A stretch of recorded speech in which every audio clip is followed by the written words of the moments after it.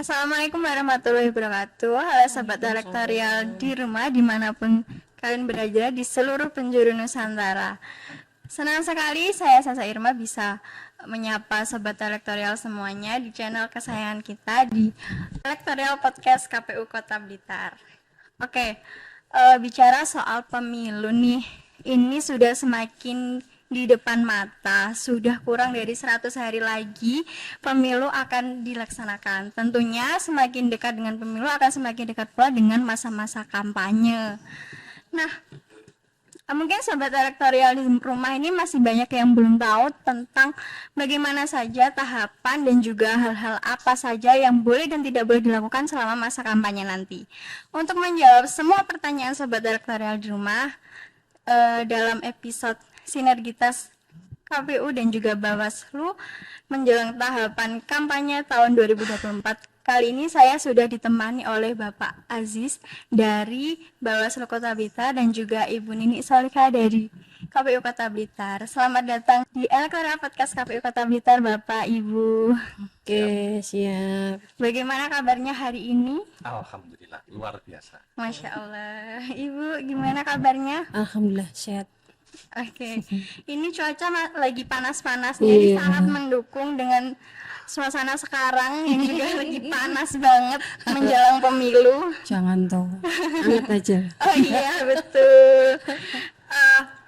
Oke, mungkin ini sobat elektoral masih banyak yang belum tahu. Sebenarnya kapan sih pelaksanaan kampanye ini dimulai, itu tanggal berapa ya Bapak Ibu? Oke.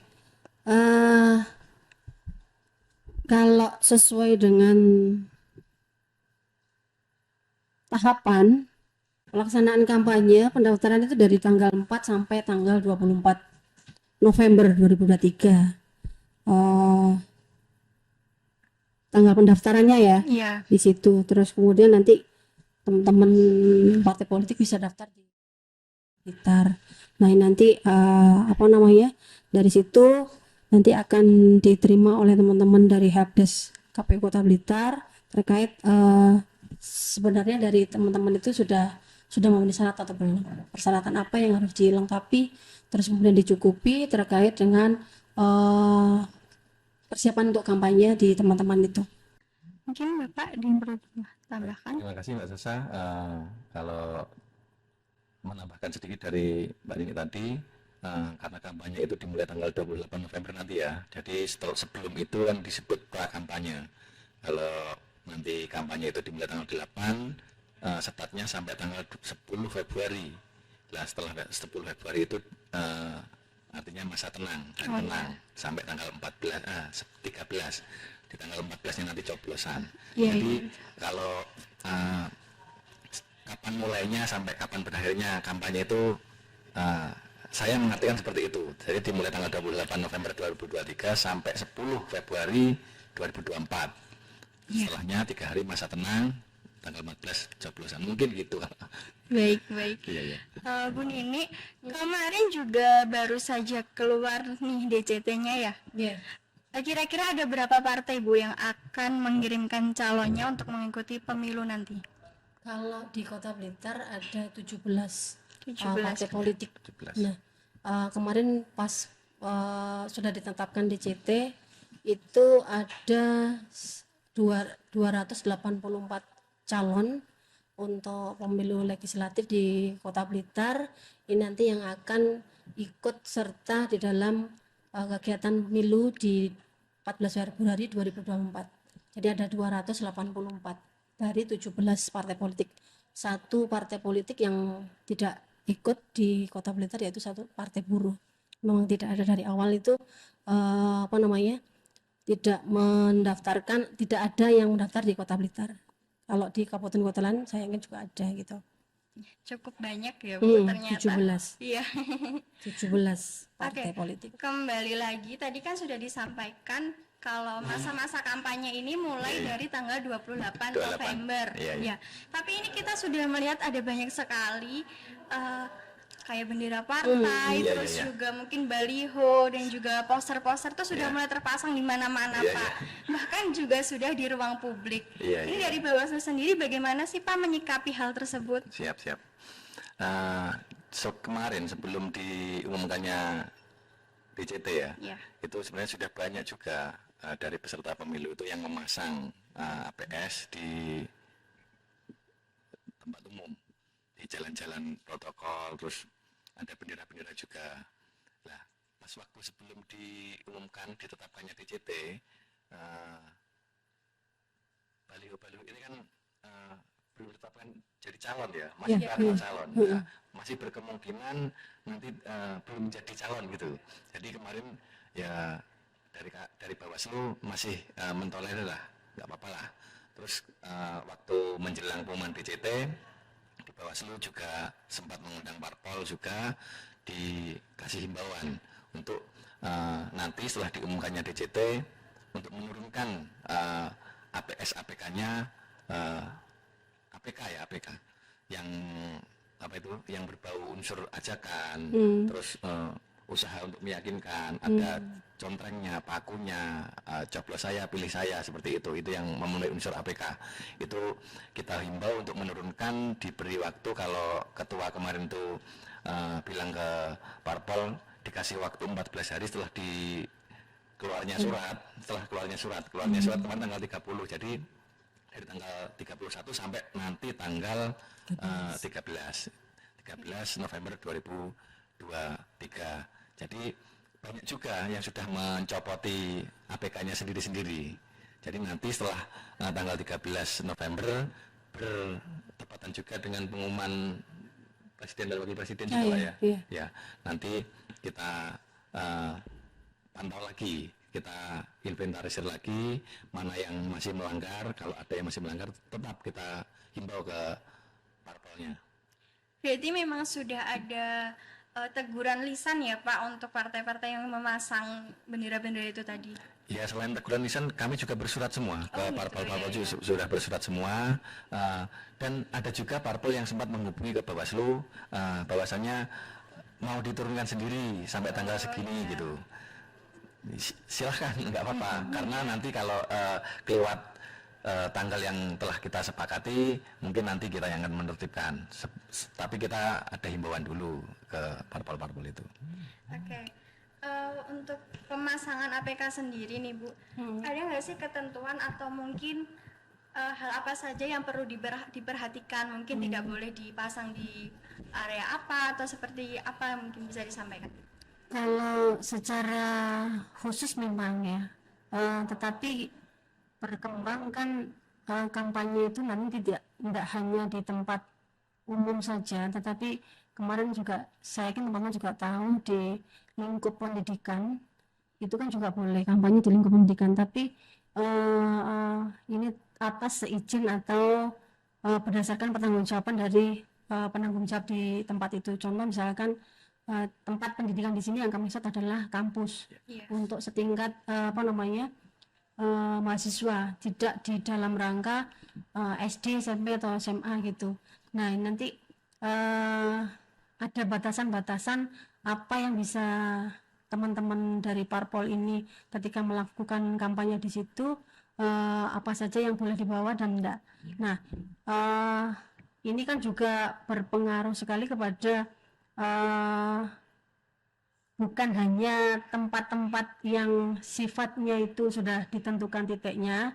Nah, kemarin ini kita sudah sampaikan kepada teman-teman partai politik untuk bisa mentaati atau menyepakati. Kita sudah berkoordinasi dengan teman-teman PPS mana-mana saja nanti titik-titik pemasangan APK yang sekiranya nanti sama-sama bisa dipergunakan oleh teman-teman parpol untuk berkampanye. Jadi kita sudah siapkan nanti titik-titik lokasinya itu di mana saja, biar teman-teman tidak kemudian serta-merta melarang atau melanggar dari norma yang sudah ditentukan di PKPU. Jadi misalkan nanti di sini tidak boleh, kemudian tetap ada yang ini tadi nanti tugasnya dari teman-teman Bawaslu yang akan selalu Siap, ya. mobile ya gitu. Kalau misalnya masih ada yang melanggar seperti itu, bagaimana Pak penyikapannya? Melanggar yang gimana? Kayak misalnya ada tempat yang tidak boleh untuk dipasang APK, tapi ternyata masih tetap dipasang. Siap, ya. Jadi di di Bawaslu sendiri itu kita juga mengkategorikan pelanggaran. Pelanggaran itu ada 4, yang dimana pertama adalah pelanggaran administrasi, yang kedua adalah pelanggaran etik, pidana, sama hukum lainnya. Jadi semisal ada yang memasang APK-nya di jalan-jalan protokol yang sudah diatur perwali perda, nanti itu yang menertibkan Satpol PP. Kita menggunakan hukum lainnya karena tanpa walaupun nggak ada kampanye, baliho atau reklame yang dipasang di area-area tertentu itu sudah tanggung jawabnya Pol PP juga. Seperti yang dipasang di tiang listrik, rambu-rambu lalu lintas, ataupun dipaku di pohon, itu juga melanggar perwali. Iya, betul. Kalau untuk larangan atau mungkin rules ya Pak, bagi peserta kampanye ini ada nggak sih larangan-larangan tertentu yang harus mereka perhatikan selama masa kampanye nanti? Selama masa kampanye apa sebelum kampanye ini? Ya bisa selama kampanye, juga bisa sebelumnya mungkin Pak. Ya mungkin kalau tahapannya kampanye juga diatur di PKPU juga, di Undang-Undang 7 2017 juga diatur.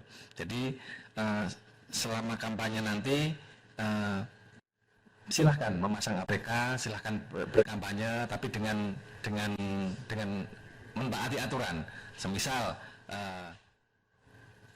boleh kampanye di media massa, di media elektronik itu 21 hari sebelum menjelang kampanye. Jadi semisal kampanyenya belum ada 21 hari sudah memasang katakanlah marsnya partai tertentu iklankan itu tidak boleh, tidak diperkenankan ya, karena itu sudah melanggar jadwal kampanye juga. Jadi semisal memutar marsnya partai tertentu ya di tanggal 21 Januari nanti. Oh iya.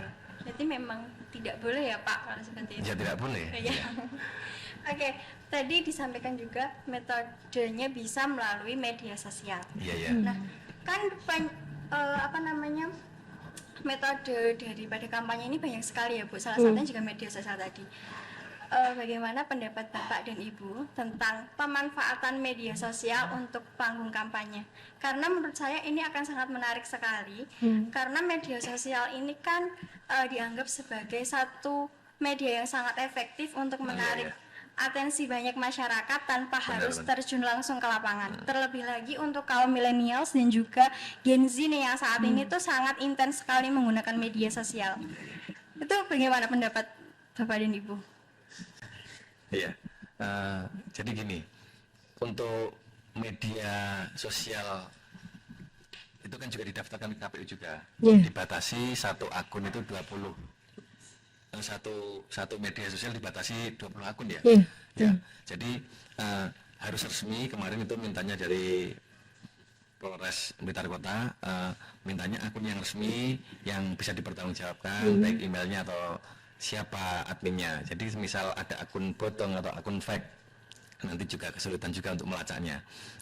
Terus terkait generasi milenial dan Gen Z tadi, memang separuh lebih dari DPT kita itu nanti adalah pemilih pemula dan generasi milenial tadi.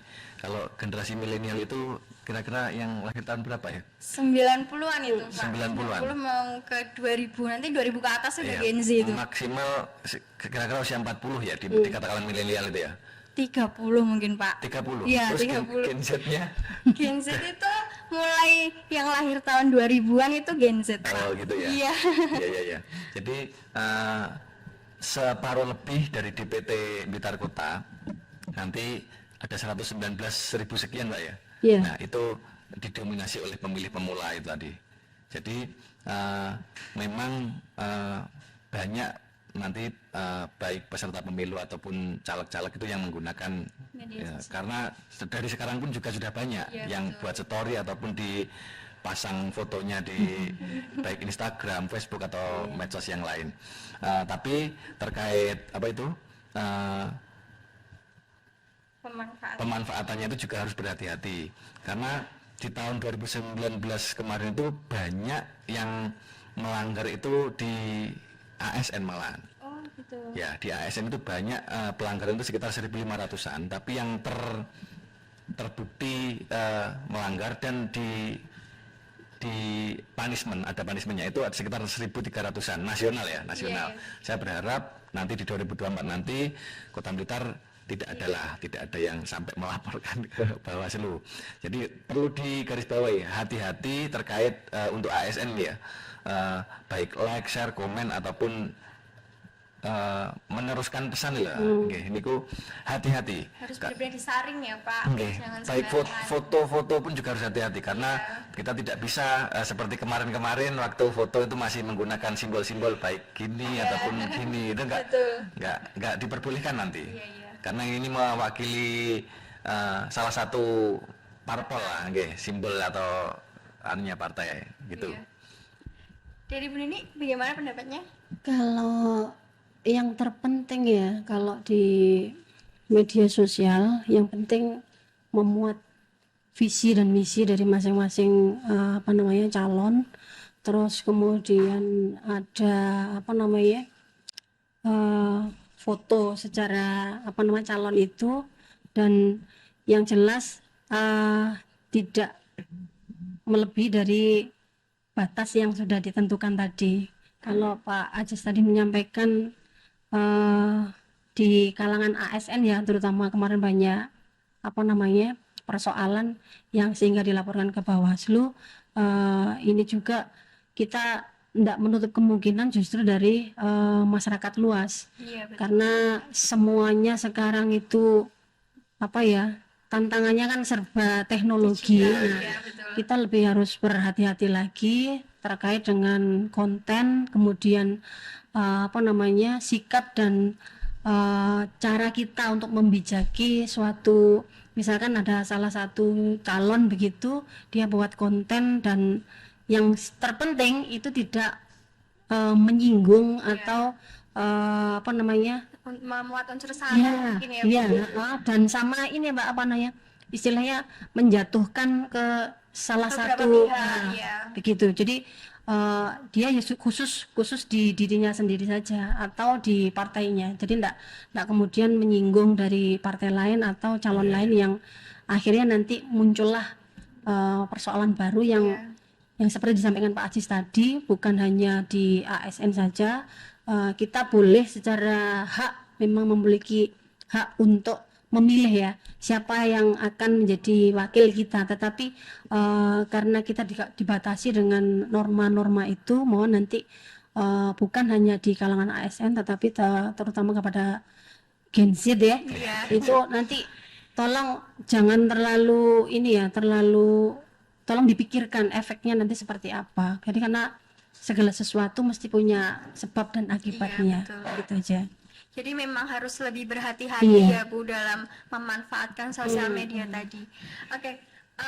Pemanfaatan media sosial ini juga sangat selaras dengan konsep daripada Green Election sebagai bentuk digitalisasi kampanye untuk mewujudkan kampanye yang ramah lingkungan.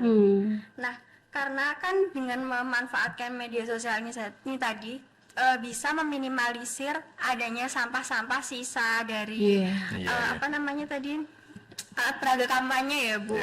Nah, ini jika memungkinkan pelaksanaan kampanye dengan mengusung tema yang ramah lingkungan itu tadi dan dengan memanfaatkan media sosial, akankah nanti ke depannya dari pihak Bawaslu atau mungkin KPU menekankan kepada seluruh peserta pemilu untuk mungkin mengutamakan konsep yang ramah lingkungan tadi untuk kampanye? Kalau dari awal kita tuh sebenarnya sudah menyampaikan kepada teman-teman partai politik pada saat kita ketemu atau mengundang beliau-beliaunya itu, dari awal kita sudah sampaikan mohon nanti jaga, bukan hanya jaga dari masing-masing caleg tapi jaga lingkungan kita, alam kita. Di antaranya itu tadi, salah satunya jangan kemudian APK itu dipaku di pohon. Terus kemudian kita tidak tidak menganjurkan untuk dalam bentuk yang ditempel itu poster ya. Biar kenapa? Pengalaman di yang lalu-lalu baik itu di pemilu atau pilkada itu pembersihannya sangat susah.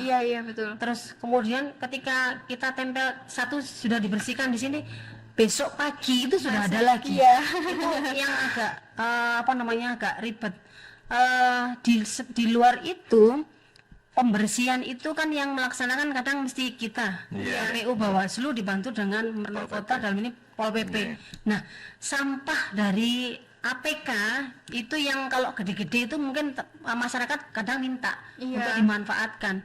Nah, ini nanti yang semacam poster tadi kalau sudah disusrui itu ya, dibersihkan itu kan tidak bisa digunakan lagi. Kembali, ya, betul. Nah, pengolahan sampah atau bekas dari APK ini nanti otomatis kan harus ada dipikirkan, ya. solusinya. Iya. Ini mau dibawa kemana dan apakah ini nanti, takutnya begini, ketika itu tidak diberikan, kita kembalikan kepada parpol, belum tentu parpol juga mau mengambil. Iya. Kalau kita buang saja ke tempat sampah itu juga nggak mungkin karena jumlahnya yang sekian Ada banyak. 6 Nah, truk ya kemarin ya. iya, kayak gitu. Terus nanti ini kan harus dari kami sendiri KPU Bawaslu itu juga berkoordinasi dengan pemerintah kota terkait dengan hasil pembersihan tadi itu mau diletakkan di mana.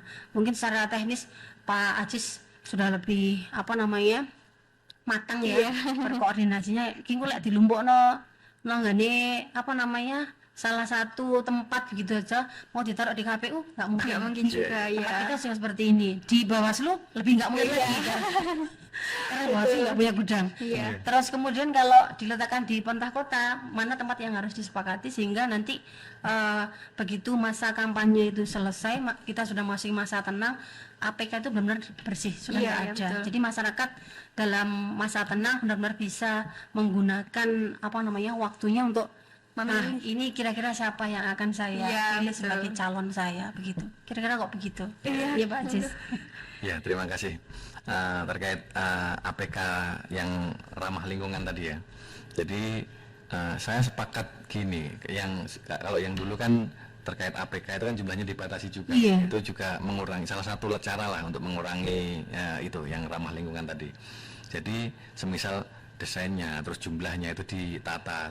Kita kan dari Bawaslu baik KPU sendiri kan juga kalau ngomong hierarki kan juga tetap ngikut sama yang RI ya. Iya, betul. Nah, jadi terkait itu kalau semisal pemilu ke depan atau pilkada mungkin diatur jumlahnya, dibatasi jumlahnya, terus cara pemasangannya, terus formatnya yang seperti ini. Jadi cuma terbatas. Jadi kalau semisal ini diloskan itu kan Semakin tak terkendali ya, iya, Pak. karena satu pesertanya ada 17 iya. partai. Terus di setiap peserta politik tadi caleg-calegnya ada berapa? Semisal dari partai A saja, calegnya membuat sendiri-sendiri Iya. di dapilnya masing-masing.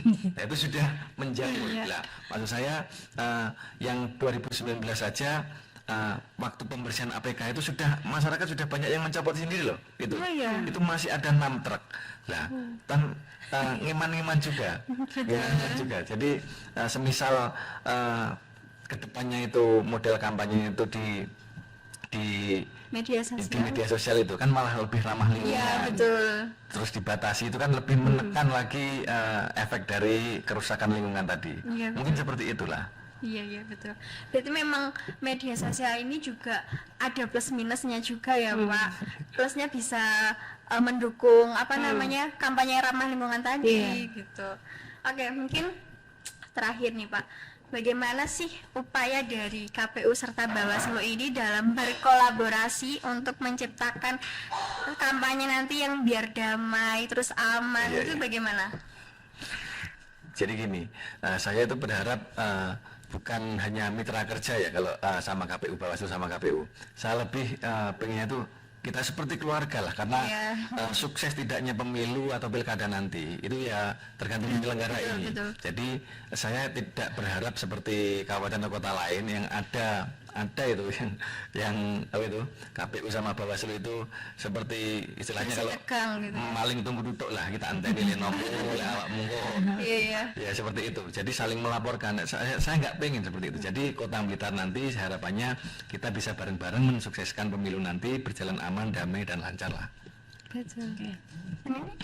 Kalau dari teman-teman KPU memang kita sudah berupaya komunikasi itu bukan hanya dua arah antara KPU Bawaslu tetapi juga ke pemerintah dan ke partai politik. Nah, kita juga masih banyak sosialisasi terutama pada masyarakat ya. Nanti kalau memang pada masa itu kalau kita sudah di internal KPU sendiri dengan teman-teman partai politik sudah disampaikan dengan jelas batasan-batasannya, kemudian baik tadi secara spesimen, jumlah dan titik-titik mana yang akan ditempati untuk APK itu. Nah, ini juga perlu kita sosialisasikan kepada masyarakat bahwa nanti ikut menjaga, bukan berarti kita tidak sepakat atau tidak cocok dengan salah satu parpol terus kemudian merusak atau tidak mau ditempati dan sebagainya, karena titik-titik itu adalah sudah yang disepakati sebagai titik untuk penempatan APK. Nah, ini nanti mohon bisa saling membantu, saling menjaga, artinya ketika di masa kampanye sudah selesai kita bareng-bareng, bukan hanya KPU Bawaslu dan dari Satpol PP saja dari pemerintah kota, tetapi masyarakat juga ikut, ayo kita bersihkan bareng-bareng. Enggak kemudian terus sudah masa tenang malam kita sudah bersihkan itu masih ada ditempel lagi. Kadang tuh masih yang enggak kelihatan gitu loh. Nah, oleh sebab itu ini menjadi satu PR bagi kami, komunikasi ke segala arah, dalam artian memang tujuan akhirnya adalah kita menciptakan pemilu yang kondusif, yang damai untuk Kota Blitar ini, biar supaya nanti calon yang terpilih pun juga memberikan contoh yang bagus kepada masyarakat. Mungkin begitu. Betul. Oke. Bapak Ibu, mungkin ada bisa disampaikan pesan dan juga wejangan untuk sobat elektoral di rumah? Siap. Jadi gini, nanti sepanjang tahapan kampanye, semisal ada dari pengawasan semuanya ya. Jadi pengawasan itu tidak hanya di Bawaslu saja sebenarnya, karena di Bawaslu sendiri SDM-nya kan juga terbatas. Kalau ngomong komisionernya cuma ada 3, sedangkan di KPU kan ada 5 gitu ya. Terus di tingkat ad hoc-nya di kecamatan itu di KPU ada 5, di Bawaslu juga ada 3 juga. Terus di tingkat bawahnya lagi kelurahan di KPU ada 3 Pak ya. Terus di Bawaslu cuma 1. Bahkan di tingkat yang paling bawah ada di TPS, di apa itu? KPU. Di KPU ada KPPS, ada 7 bersama Linmasnya. Tambah 2. Bawaslu cuma 1. Jadi itu perlunya kita pengawasan partisipatif itu. Jadi nanti semisal di lapangan itu pada waktu kampanye ataupun tahapan yang lainnya, semisal ada temuan ataupun yang ingin melaporkan, silahkan datang ke kantor Bawaslu di Jalan Tanjung nomor 109. Betul. Langsung saja dibawa, semisal ada yang dikeluhkan, baik buktinya foto atau video, silahkan dibawa ke Bawaslu kalau ada ya. Iya. Ini mungkin pesan saya singkat saja, karena di masa kampanye itu nanti itu adalah masanya para calon itu untuk mengeluarkan visi misinya. Karena di Kota Blitar ini banyak generasi milenial dan Gen Z-nya itu, mohon teman-teman bisa dalam tanda kutip mencermati dengan benar kira-kira calon-calon mana, dan pada masa seperti itu bukan hanya janji-janji saja tapi buktinya seperti apa. Nah, teman-teman harus bisa memilih dan memilah. Oke, sobat elektoral, saya pamit undur diri dan sampai bertemu di episode selanjutnya. Terus ikuti seluruh perkembangan dan juga informasi tentang kepemiluan di seluruh akun sosial media KPU Kota Blitar, dan jangan lupa untuk share, like, dan komen tayangan ini. Salam elektoral.